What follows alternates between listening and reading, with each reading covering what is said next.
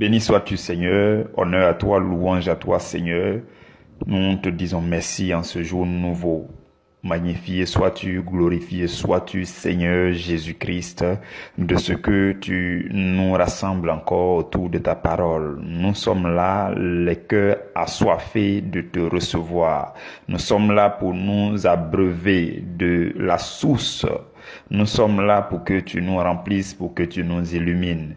Communique à chacun de nous quelque chose de nouveau en ce jour. Nous avons besoin de la nourriture fraîche, de la nourriture édifiante et fortifiante. Seigneur, nous sommes là et nous te bénissons pour ton amour qui nous couvre. Merci pour ta miséricorde dans nos différentes vies. Ta parole dit dans Romains 5 au verset 20 que là où le péché a abondé, la grâce de Dieu a surabondé. Malgré nos erreurs, nos défauts, nos maladresses, Seigneur, ta grâce surabonde dans nos vies. Et nous sommes là aussi réunis dans ta présence parce que ta même parole dit dans Romains 6 au verset 1 que demeurerions-nous dans le péché afin que la grâce abonde? Et la Bible dit loin de là. Voilà pourquoi nous ne voulons pas demeurer dans nos péchés. Nous ne voulons pas retourner à nos vomissures. Nous voulons aller d'amélioration en amélioration. Nous voulons nous laisser transformer par toi. Voilà pourquoi nous sommes réunis, mes frères, mes sœurs, mes parents et moi, pour que tu nous enseignes, pour que tu fasses tomber encore les écailles de nos yeux.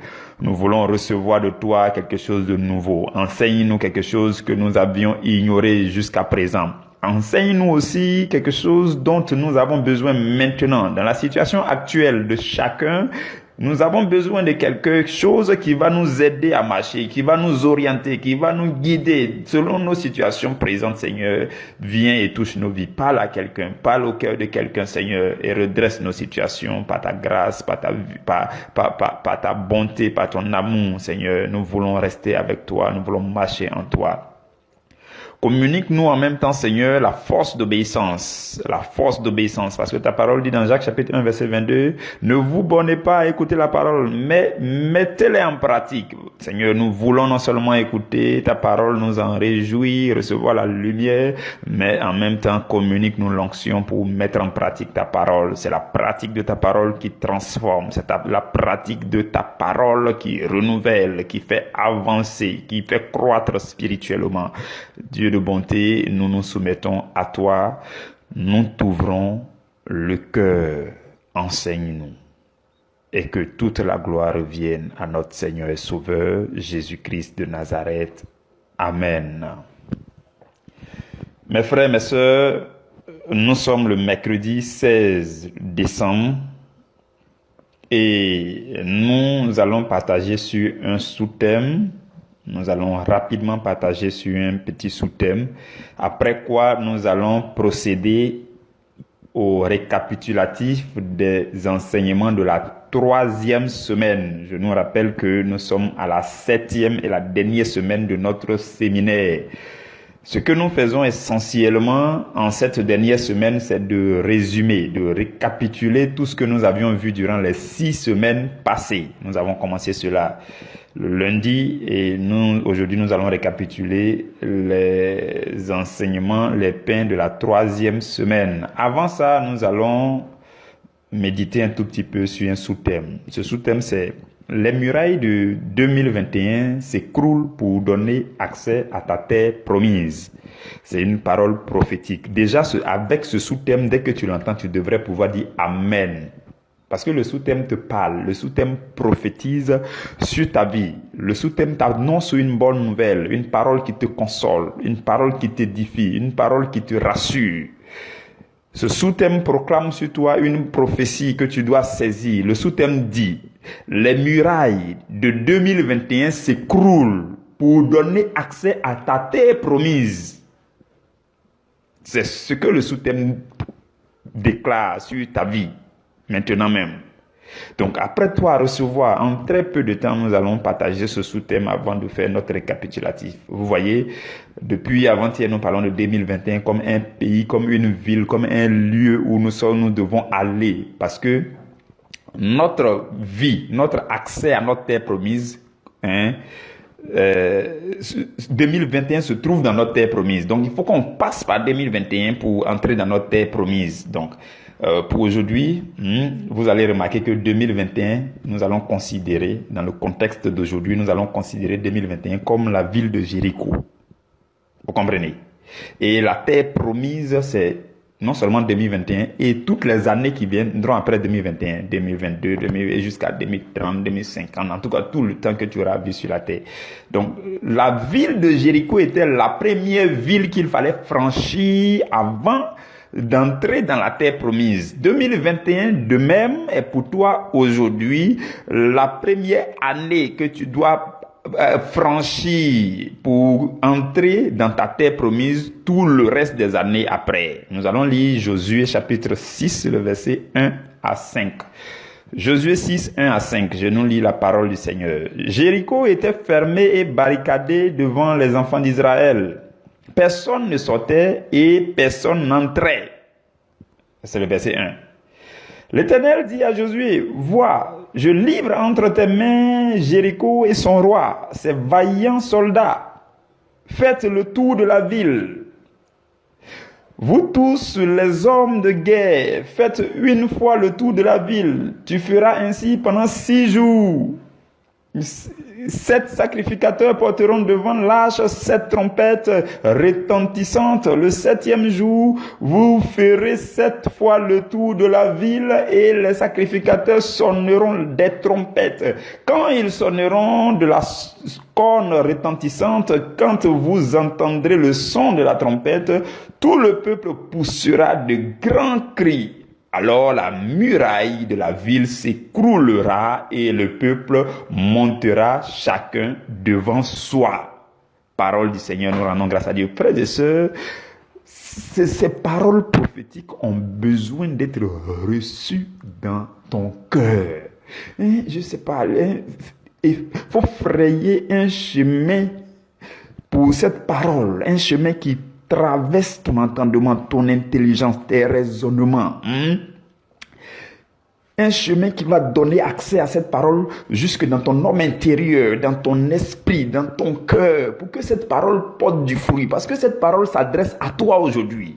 Tout ce que nous avons lu s'adresse à toi. 2021 se dresse comme devant toi comme la ville de Jéricho. On dit la muraille de Jéricho était difficile, barricadée. Personne ne pouvait sortir et entrer. Devant le peuple d'Israël, c'était vraiment compliqué. Tout était barricadé. De cette même façon, tu n'as pas une idée claire de ton 2021. Tu ne sais pas trop ce qui t'attend en 2021. Tu crains 2021. Tu es un peu paniqué lorsque tu entends l'actualité du monde par rapport à 2021. Les projections économique par rapport à 2021, quand tu vois, tu dis, mais est-ce que j'aurai accès à mon 2021? Est-ce que je vais prospérer en 2021? Est-ce que je vais entrer en 2021? Tu te poses toutes ces questions dans ton esprit. 2021 représente pour toi le Jéricho. Et après, donc, la conquête de Jéricho, tu es pleinement dans ta terre promise. En fait, ça sera ton cas. Voilà pourquoi Dieu a disposé toutes choses pour que tu écoutes cet enseignement. Parce que tu aurais pu être occupé en train de faire autre chose sans écouter cet enseignement. Mais si Dieu a permis que tu te connectes à cet enseignement, c'est pour que tu reçoives cette parole prophétique qui s'adresse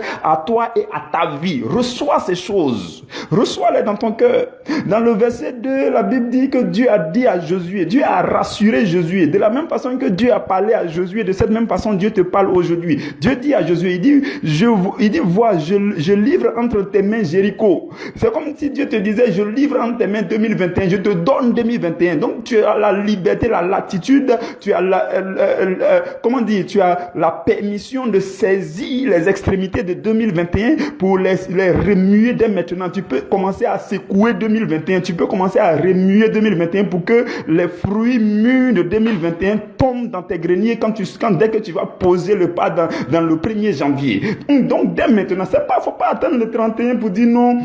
On te dit meilleurs vœux, tu as dit oui, merci, amen, amen. Non, c'est maintenant que tu dois saisir ces paroles prophétiques et tu vas commencer à remuer 2021 pour dire 2021, Dieu me l'a livré. Dieu dit à Josué, il dit, vois, je te livre entre tes mains Jéricho et son roi, ses vaillants soldats, tout ça, je livre entre tes mains. Mais Dieu va leur dire quoi? Dieu va dire, vous n'allez pas faire grande chose de vos propres forces. C'est pas comme si toi-même tu vas te lever pour aller. Non, il faut juste rester obéissant au Seigneur. Fais ce que le Seigneur te dit. Reste dans dans la présence du Seigneur. Marche avec le Seigneur.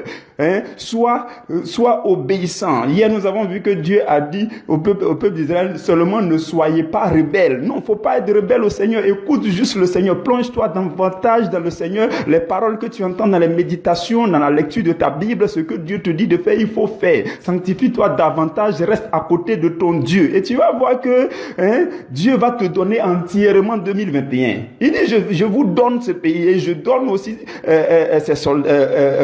son roi et puis les vaillants soldats. Donc, Dieu a dit ça à Josué. Cela a rassuré Josué. Et je voudrais qu'en ce matin, ce que Dieu est en train de te dire, te rassure aussi par rapport à ton 2021. Donc tu peux saisir, tu peux commencer à proclamer sur ton 2021 pour dire 2021, tu me cèdes la route parce qu'il faut que je passe par toi pour entrer dans ma terre promise. Donc tu dois commencer à posséder chaque chose en 2021. Tout sol que foulera la plante de tes pieds en 2021, ces choses, Dieu te les a données pour régner. Partout où tu te déplaceras, où tu voyageras, tout ce que tes mains toucheront, le nom de Jésus régnera sur toutes ces choses en 2021. 2021 t'appartient. Tu dois saisir les extrémités de chaque jour, les extrémités de chaque mois, les extrémités de chaque trimestre, de toute l'année 2021. Tu dois commencer à voir clairement dans ton esprit le 31 décembre de 2021 avec le triomphe, la victoire, la domination que tu auras tout au long de l'année 2021. Tu dois saisir 2021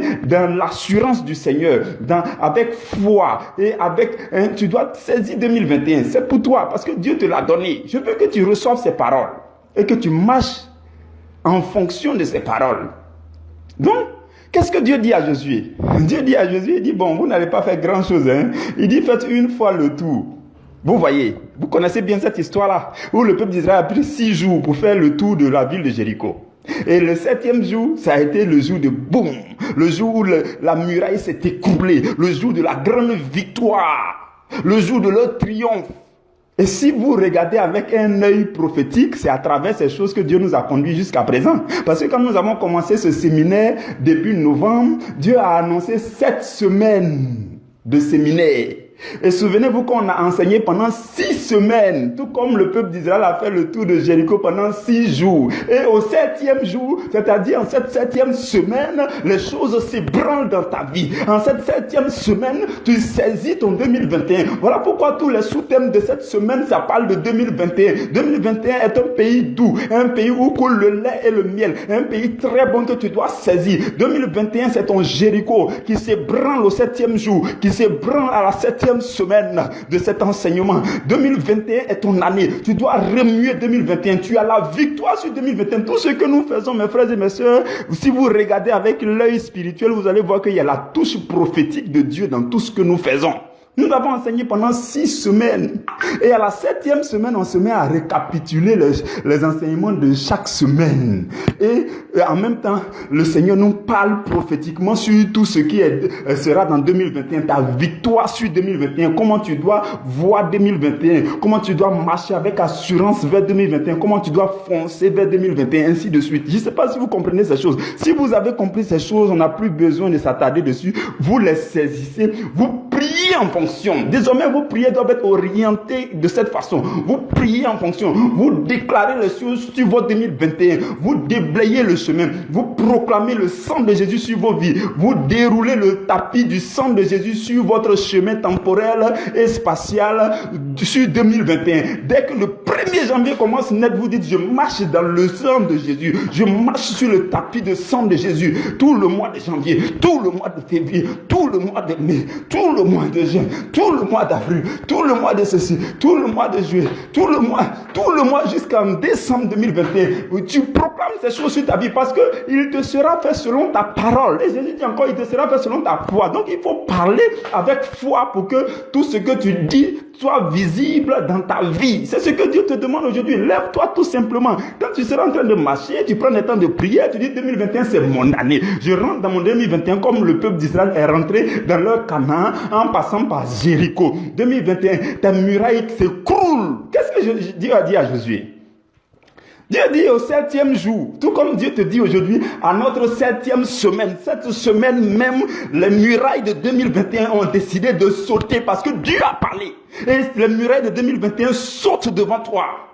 Donc tu as libre accès à ta terre promise, tu as libre accès à ton 2021, à ton Jéricho. Tu as suivi les enseignements pendant 6 semaines. Tu as été édifié. À la 7e semaine, Dieu te dit, les murailles de 2021 tombent devant toi. Et tu entres librement en 2021. 2021, ça sera pour toi une année de force. Ça dit qu'il y a des gens qui n'avaient pas grand-chose, qui n'avaient pas un bon niveau spirituel en 2020. Le bon que tu vas faire en 2021, ça sera incroyable. Les succès que tu auras, ça sera vraiment phénoménal. Les gens ne vont pas comprendre. En fait, les gens vont te demander, mais tu sors d'où? Mais on te connaît ici. Mais tout comme les gens ont parlé au gars qui était dans Jean chapitre 9, le verset 9, l'aveugle né de naissance. Les gens ont dit, mais n'est-ce pas celui-là qui s'asseyait pour mendier? Et d'autres disent, oui, mais c'est lui, mais on dirait qu'il lui ressemble. Et lui-même, maintenant, il s'approche pour dire, c'est moi. C'est moi que vous voyez. Parce que c'est la main de Dieu. C'est comme ça que tu vas parler aux gens qui ne vont pas te reconnaître. Ils vont dire, mais celui-là, c'est pas lui qui se promenait, qui était dans les péchés, qui faisait les choses bizarres. Ils disent, mais d'où vient-il que c'est lui qui nous parle de l'évangile? D'où vient-il que c'est dans sa vie que la lumière de Jésus-Christ brille? D'où vient-il qu'il a des succès? Si tu étais sorti d'une famille où les gens t'avaient méprisé, les gens t'avaient mis de côté, les gens ne te considéraient pas, tout d'un coup, les gens m'ont dit, mais est-ce que c'est lui? D'autres m'ont dit, non, mais on dirait qu'il lui ressemble. Et toi, tu auras l'audace, le courage de lever la voix pour dire, c'est bien moi. Parce que Jésus-Christ m'a donné la vue. Parce que Jésus avait donné la vue au gars qui était dans Jean chapitre 9, verset 9. Jésus lui avait donné la vue. Il voyait clair. De cette même façon, Dieu va faire tomber les écailles de tes yeux.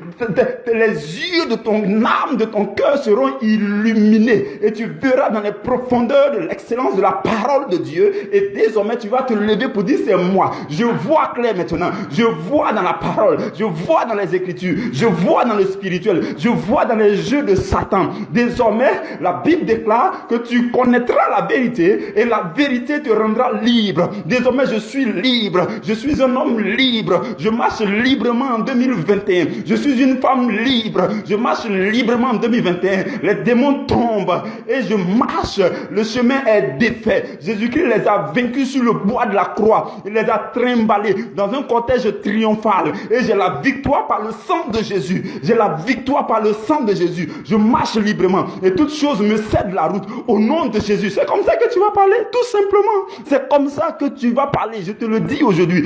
C'est ce que Dieu a proclamé sur ta vie. Et c'est ce que je suis venu te dire aujourd'hui. Saisis cette parole. Marche là-dedans.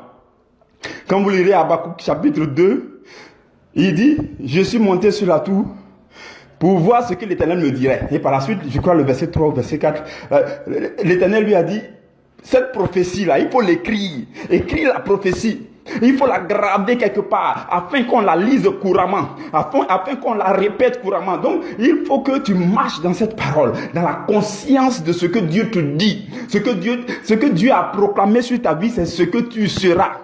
Ça n'a rien à voir avec les réalités, non. Ce qui régit notre vie chrétienne, c'est la vérité de Dieu. Ce n'est pas les circonstances, ce n'est pas les conditions de la vie, non. C'est la vérité de Dieu. On marche sur la vérité et alors cette vérité devient réalité. Vous voyez. Donc Dieu nous révèle les choses ici, il nous donne les profondeurs des choses, il nous permet de comprendre les faits. Ces choses-là, on ne peut pas les recevoir dans notre éducation scolaire. Tu faut faire cours magistral, il faut faire cours bac plus combien, il faut faire tout ça. Il y a des vérités profondes que tu ne peux pas recevoir là-bas. C'est ça qui permet de faire vivre quelqu'un avec le cœur, qui permet de faire marcher quelqu'un dans la vérité, dans la véritable vie. Et Dieu nous révèle les choses profondes, il faut qu'on les saisisse, qu'on marche en fonction. Et ces choses deviendront réelles dans notre vie. J'ai l'habitude de dire, ce qui est révélé, c'est ce qui sera réalisé. Tout ce que Dieu te révèle maintenant et que tu saisis avec ton cœur, c'est ces choses qui deviendront réalité dans ta vie. Que ces choses soient ton partage au nom de Jésus. Au nom de Jésus. Au nom de Jésus. On s'arrête là rapidement. On va passer à notre récapitulatif de la 3e semaine. Récapitulatif de la 3e semaine. Que Dieu vous bénisse, que Dieu vous bénisse. Que tout ce que vous entendez et que vous recevez dans votre cœur devienne réalité. Devenez ces choses. La Bible dit dans le livre de Jean, à tous ceux qui l'ont reçu, il leur a donné le pouvoir de devenir enfants de Dieu. Quand tu reçois tout ce que tu as la capacité de recevoir, Dieu te donne aussi la capacité de devenir la chose.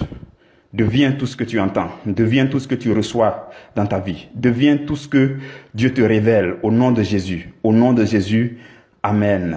Frères et sœurs, nous allons récapituler la 3e semaine d'enseignement. Alors, je retrouve rapidement mon point. La 3e semaine.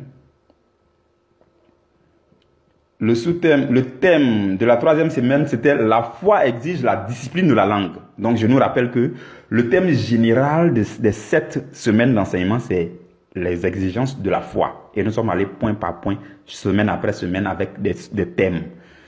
Il y a un thème général et puis il y a des thèmes hebdomadaires.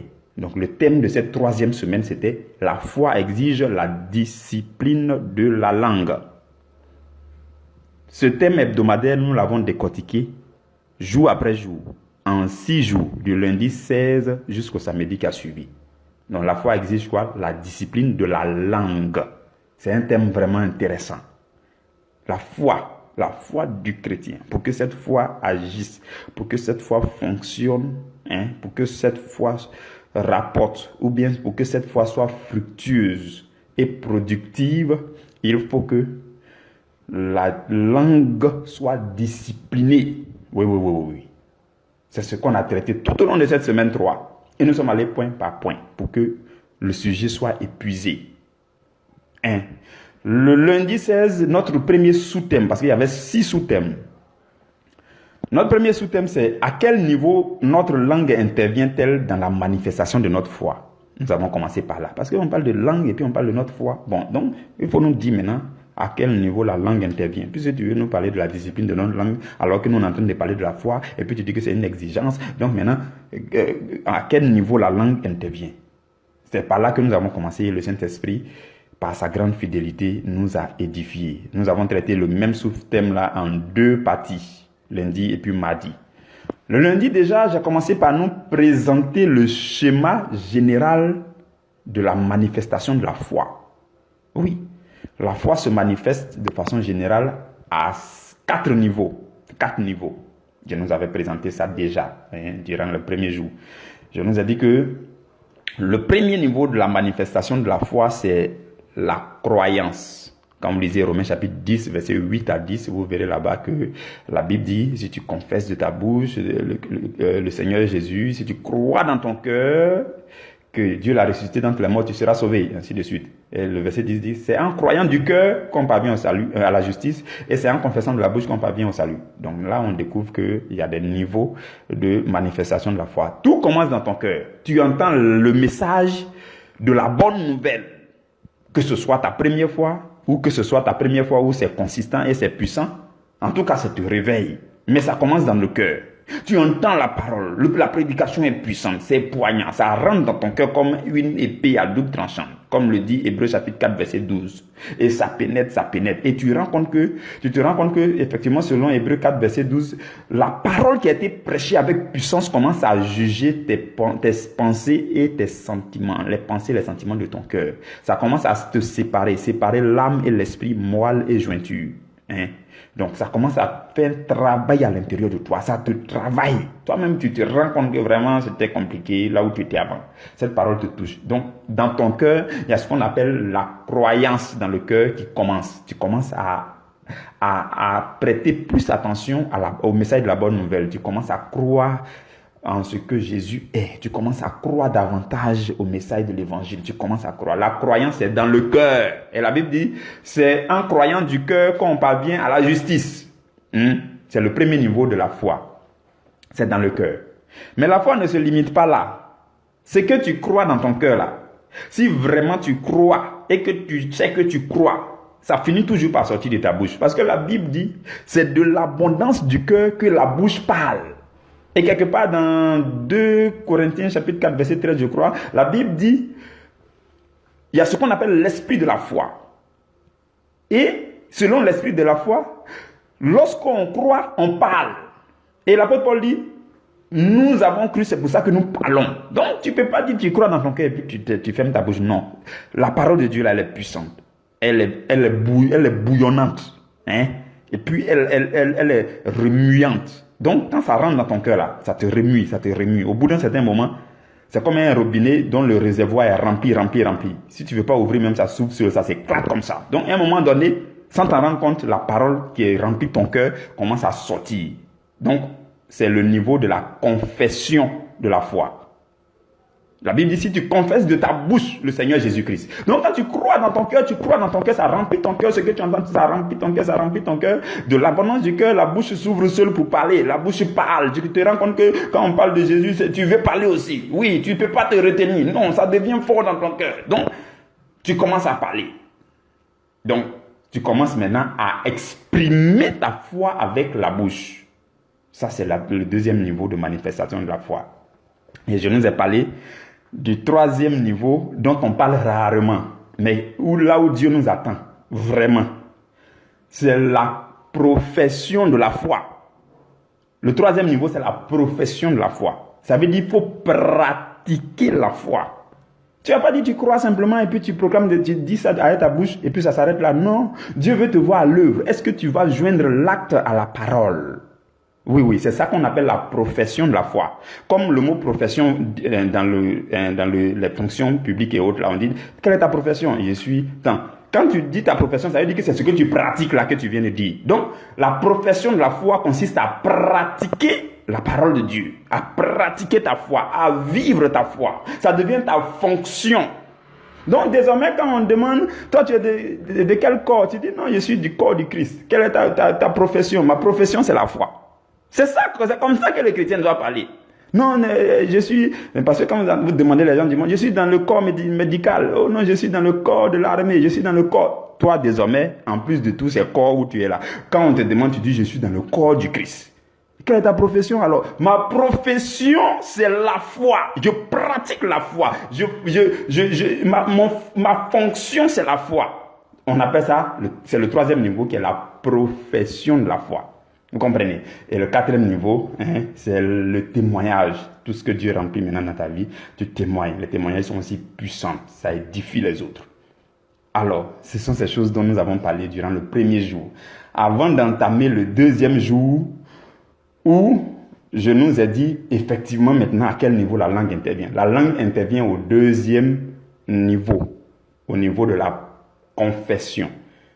Et je nous avais dit que la plupart du temps, quand tu demandes aux chrétiens, tu es de quelle confession religieuse? Je suis catholique, je suis baptiste, je suis évangélique, je suis pentecôtiste, je suis... Pardonnez, arrêtez vos histoires de confession. C'est bon, ça c'est le deuxième niveau. Mais là où Dieu vous attend pour vous bénir, là, c'est au troisième niveau qu'on appelle la profession de la foi.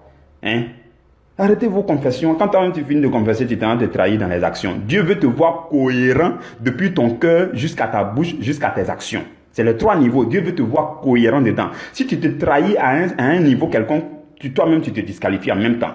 C'est pour ça que Dieu dit au peuple d'Israël, il dit, mais ce peuple m'honore de la bouche, mais son cœur est éloigné de moi. Ça veut dire que ce qui était dans leur cœur n'avait rien à voir avec ce qui sortait de leur bouche. Donc ce qui est dans ton cœur, Dieu veut voir ça sortir de ta bouche et Dieu veut te voir appliquer ça aussi en action. Quand les trois sont alignés dans une cohérence pas possible, Dieu commence à te bénir. Dieu n'a même plus de soucis à toi. Dieu dit, bon, Ange Michel, Archange Gabriel, allez-y, bénissez celui-là, parce que lui, au moins, il se trouve au troisième niveau. Il y a beaucoup de chrétiens aujourd'hui, ils sont au deuxième niveau.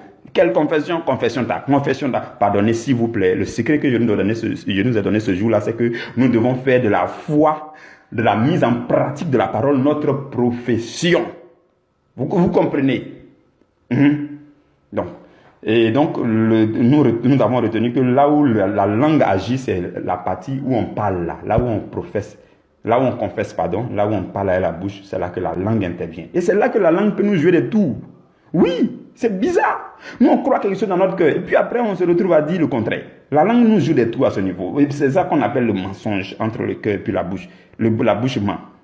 Donc, c'est compliqué. Donc, on a parlé de ces choses ce jour-là et nous avons su à quel niveau la langue intervient. Voilà pourquoi il est important de discipliner la langue à ce niveau. Parce que si ta langue n'est pas disciplinée, ta croyance dans le cœur sera mal exprimée. Et ta langue va t'envoyer dans le décor. Ça sera compliqué. Parce que la langue non disciplinée va t'envoyer loin. Va te faire exprimer des choses qui sont contraires à ce que tu crois. Mais la langue disciplinée aussi exprime efficacement ce que tu as dans ton cœur. Et ça fait que ta foi devient puissante. Voilà pourquoi il est important de parler de la discipline de la langue.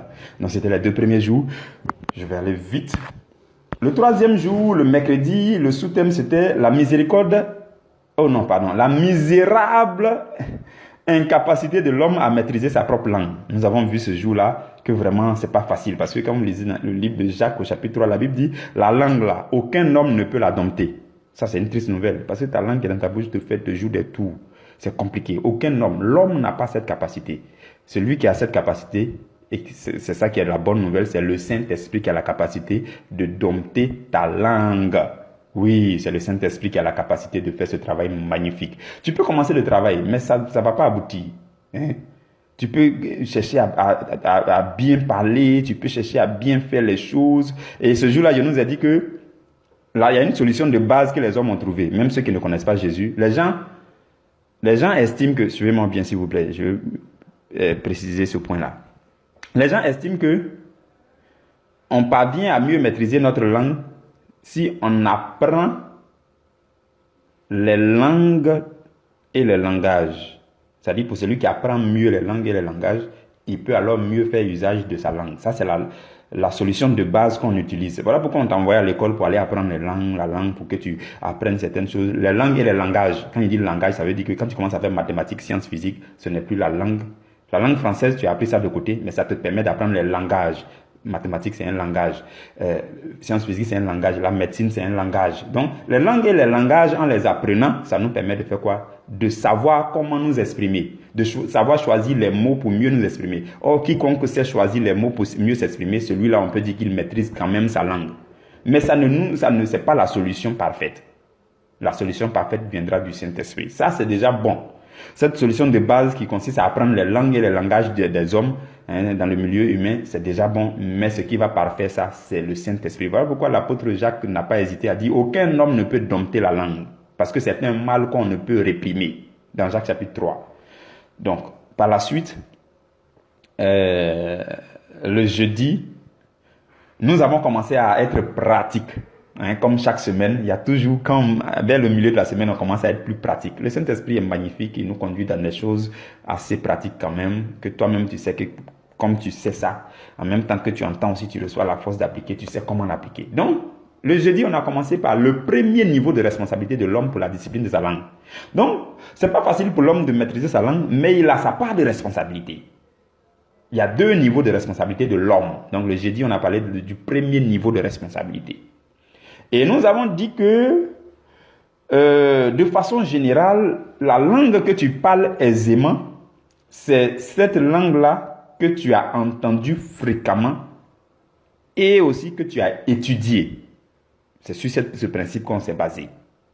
Je nous ai dit que la langue que chacun parle mieux là, c'est la langue que non seulement il a entendue fréquemment, mais aussi c'est la langue qu'il a étudiée. On peut faire la remarque, on dit langue maternelle. Donc, quand tu es né, tu as grandi, tu entends les gens parler, toi aussi tu as appris. En plus de ça, si tu étudies cette langue, ça sera la langue que tu vas maîtriser parfaitement. Donc, sur cette base, je nous ai dit que du côté de Dieu, il y a la langue de Dieu, il y a le langage de Dieu. Votre livre de lecture, c'est la Bible. Quand on est allé à l'école, on dit non, voilà ton livre de lecture, voilà ton cahier de leçons.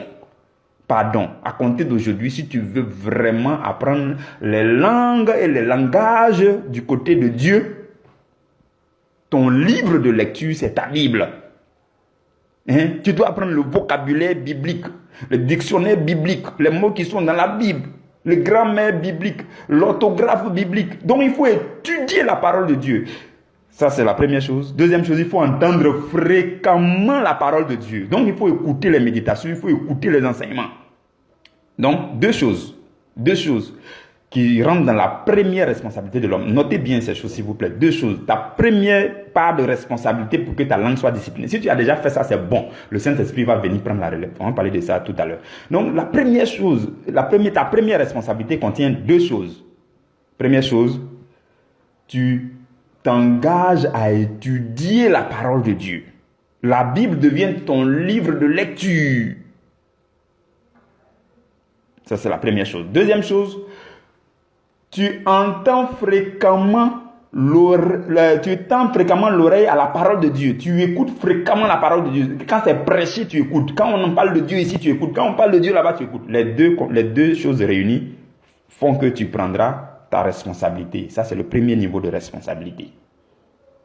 On a parlé de ces choses dans les détails quand même. C'est vrai que je suis en train juste de les récapituler. Nous aurons l'occasion de rediffuser ces enseignements-là à un moment opportun. Mais je bénis vraiment le Saint-Esprit. Je le magnifie parce que il nous a communiqué ces choses par amour, par l'amour, le grand amour que Dieu a pour chacun de nous et le désir ardent de Dieu que nous parvenions à la connaissance de la vérité. La Bible dit dans le livre de 1 Timothée que Dieu désire ardemment que tous les hommes soient sauvés, qu'ils parviennent à la connaissance de la vérité. Donc Dieu désire que tu connaisses la vérité. Voilà pourquoi il nous révèle ces vérités-là aussi. Que Dieu te bénisse pendant que tu suis ces enseignements, pendant que tu réécouteras ces enseignements, que ton cœur soit ouvert, disposé, que tu reçoives ces choses et que ces choses s'implantent dans ta vie, que ces choses germent dans ta vie, que ces choses grandissent dans ta vie, que ces choses prospèrent et portent beaucoup de fruits dans ta vie au nom de Jésus.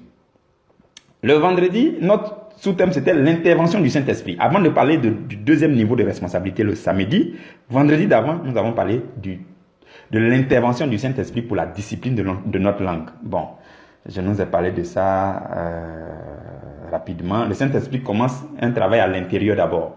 Et commence un travail à l'intérieur. Dans 1 Jean chapitre 2, verset 27, la Bible parle du Saint-Esprit là-bas comme l'onction intérieure qui nous enseigne. La Bible dit pour vous, l'onction que vous avez reçue de lui demeure en vous. Et vous n'avez pas besoin qu'on vous enseigne, mais son onction vous enseigne toutes choses. Ce jour-là, il nous a dit, quand vous entendez un homme de Dieu en train de prêcher là, c'est pas l'homme de Dieu là qui est en train de vous enseigner. Pardonnez s'il vous plaît. Allez-y au-delà de l'homme de Dieu. Si vous le connaissez, si c'est un gars qui porte toujours les habits rouges, pardonnez. Quand vous entendez sa voix, ne pensez pas à ses habits rouges. Si c'est un gars qui a la voiture, quand il était à Abidjan, il disait aux gens comme ça, il dit, mais si vous me voyez en train de prêcher en disant que c'est le gars qui a la voiture rouge, c'est le gars qui sa femme s'appelle ça, c'est le gars qui a tel enfant. Vous ne serez pas béni en tant que tel, mais écoutez la voix du Saint-Esprit derrière sa voix, parce que ma voix, je l'ai prêtée au Saint-Esprit. Le Saint-Esprit veut transférer en vous quelque chose. S'il vous plaît, allez-y au-delà du cas. Si vous l'avez vu, oubliez son visage. Si vous l'avez, s'il vous plaît, connectez-vous au Saint-Esprit. La Bible dit que c'est pas un homme qui enseigne son ami. Dans 1 Jean chapitre 2 verset 27, ce n'est pas un homme qui enseigne son ami, mais c'est l'onction de Dieu qui nous enseigne. Donc s'il te plaît, connecte-toi à l'onction de Dieu pendant que tu écoutes ses enseignements. Donc le Saint-Esprit commence ce travail à l'intérieur de nous. Donc il nous enseigne. Jésus dit, l'Esprit de Dieu viendra pour vous enseigner toutes choses. C'est ce que Jésus dit quand il a annoncé le paraclet. Donc l'Esprit de Dieu commence un travail à l'intérieur de nous pour nous enseigner, pour nous enseigner, pour nous enseigner, pour nous enseigner. Et c'est comme de l'eau qu'on boit. Ce jour-là, il nous a dit que ça nous remplit jusqu'à débordement. Et quand ça déborde maintenant, ça devient intéressant. C'est là que la langue subit son baptême. Souvenez-vous, dans Actes chapitre 2, verset 1 à 4, à la Pentecôte, la Bible dit quand le feu de Dieu est descendu ce jour-là à la chambre haute, le Saint-Esprit est descendu sous la forme des langues de feu. Dieu a vu que sur la terre, c'est ta langue qui est difficile à maîtriser. Voilà pourquoi tu dois passer par le baptême du Saint-Esprit. Et c'est pendant le baptême du Saint-Esprit, ta langue est baptisée. Le feu, chacun a sa langue de feu. Et ta langue de feu descend pour baptiser ta langue. C'est comme ça que le Saint-Esprit opère. Donc quand tu es rempli. S'il te plaît, il ne faut pas toujours aimer prier. Si tu es déjà baptisé du Saint-Esprit, il faut parler en langue. Ce que ta langue dit là, c'est plus magnifique. Vous comprenez? Donc, c'est ce que le Saint-Esprit fait. Non seulement il nous enseigne à l'intérieur de nous, mais il baptise notre langue et notre langue est disciplinée. Notre langue est cuite. Notre langue est maintenant bien canalisée, maîtrisée par le Saint-Esprit. Après cela, je nous ai parlé du deuxième niveau de responsabilité. Voyez-vous, on a parlé du premier niveau de responsabilité le jeudi. Après, on a parlé de l'intervention du Saint-Esprit. Et maintenant, on parle du deuxième niveau de responsabilité le samedi pour terminer. Vous avez vu comment les choses ont été structurées. C'est Dieu qui a permis ça comme ça. Donc, deuxième niveau de responsabilité, nous avons parlé de Jacques chapitre 1, verset 22, où la Bible dit, mettez en pratique la parole et ne vous bornez pas à l'écouter en vous trompant vous-même par de faux raisonnements. Frères et sœurs, il est démontré que quand tu ne pratiques pas la parole, tu t'égares dans tes raisonnements. Tout ce que vous allez voir en train de discuter la parole, en train de dire non, pourquoi telle église a fait ceci, pourquoi telle communauté a fait ceci, on ne devait pas faire ça, on ne devait pas faire ceci. Si vous fouillez bien dans leur vie, ils n'ont pas mis en pratique la parole. La Bible dit, mettez en pratique la parole et ne vous bornez pas à l'écouter. Ils se sont bornés à l'écouter. Ils ont écouté, ça a réjoui leur cœur. Ils ont plein de questions bizarres. Ils ont des questions de débat parce qu'ils n'ont pas mis en pratique. Parce que la suite du verset dit, en vous trompant vous-même par de faux raisonnements. Parce que si tu te bornes à écouter la parole sans mettre en pratique, quelque chose que tu n'as pas expérimenté, quelque chose que tu n'as pas pratiqué, tu ne maîtrises pas. Voilà pourquoi tout ce que vous allez entendre en train de discuter la parole, en train de se chamailler, se disputer sur les Écritures là. Fouillez bien, vous allez voir qu'ils n'ont pas mis en pratique. Quand tu as mis en pratique, tu sais de quoi tu parles, tu sais de quoi il s'agit. Il y a des versets même que tu vas rencontrer. Le verset qui dit, par exemple, qui es-tu pour juger le serviteur de quelqu'un d'autre? Ce sont des versets, quand tu entends, tu restes tranquille au sujet d'un homme de Dieu. Laisse-le comme ça. C'est pas ton serviteur. Et la Bible dit dans ce verset-là que qui es-tu pour juger le serviteur de quelqu'un d'autre? Que celui qui l'a envoyé a la capacité de l'affermir, de le relever. Laisse-le tranquille. Donc, s'il y a des versets, on saute dans la Bible alors que ça nous parle nous-mêmes d'abord. Et la Bible dit, il faut te juger toi-même et alors tu ne seras pas jugé. Il y a des versets comme ça qui devaient calmer les gens. Mais comme ils n'ont pas pratiqué la parole, ils se sont égarés dans de faux raisonnements. Je le dis souvent. Vous comprenez? Donc, la pratique de la parole, c'est ta deuxième responsabilité. La mise en pratique de la parole. Il faut qu'on mette la parole en pratique. Il faut qu'on mette la parole en pratique. Ce jour-là, il nous a dit, à chaque fois que tu entends un verset biblique, que tu lis un verset biblique, que tu médites un verset biblique, que tu comprends ce verset biblique et que ce verset se révèle à toi, au même moment, il y a une force qui s'infuse en toi. Oh, je veux que vous suivez pour comprendre ce que je suis en train de dire. Toutes les fois qu'il y a une compréhension qui te... Oh, c'était quand hier, nous avons parlé du fait que quand tu comprends la parole, il y a l'assurance qui est née en toi. Voilà, c'est la même expérience. Donc, quand tu comprends la parole, un verset se révèle à toi, que tu découvres les profondeurs de ce verset, au même instant, il y a une force qui s'infuse en toi. Comme ça rentre dans ton cœur comme ça. Et puis, ça rentre comme ça. Et puis, tu te sens fortifié. On appelle ça la force d'obéissance. À chaque parole correspond sa force d'obéissance pour mettre en pratique. Toutes les fois que tu écoutes la parole de Dieu, tu es davantage rempli de force pour mettre en pratique. Donc, il ne faut pas écouter un enseignement puissant et puis tu as sorti de là pour dire non, je ne sais pas comment faire. Je sais pas. Quand tu as écouté là, au même moment où tu écoutais, la force est rentrée en toi. Lève les mains juste et puis tu dis Seigneur, renouvelle cette force en moi. Seigneur, je vais me mettre en pratique, je vais me pratiquer. Vous voyez. Donc, la parole de Dieu est toujours accompagnée de la puissance qui doit t'édifier, qui doit te remplir pour que tu mettes en pratique la force d'obéissance. Donc, quand tu as cette force d'obéissance, tout ce que tu as fait, c'est de mettre la parole en pratique. Tu es plus fortifié que les autres. Tu as plus de force que celui qui n'a pas écouté cet enseignement. Mais maintenant que tu as écouté cet enseignement et que tu es rempli de la force qui a accompagné chaque parole, donc tu as aussi en toi la force, la capacité surnaturelle pour pratiquer, pour obéir à la parole. C'est ça l'avantage en écoutant un message avec le cœur et non en écoutant pendant que ta tête est sur l'oreille. Non, ne faites pas ça, sinon vous allez dormir, la force là va passer à côté. Vous avez compris. Donc, nous avons terminé ces choses-là. Je pense que c'était beaucoup plus intéressant que ce récapitulatif-là. Mais on va s'arrêter là pour aujourd'hui. Donc, c'était globalement le récapitulatif de cette troisième semaine. On s'arrête là.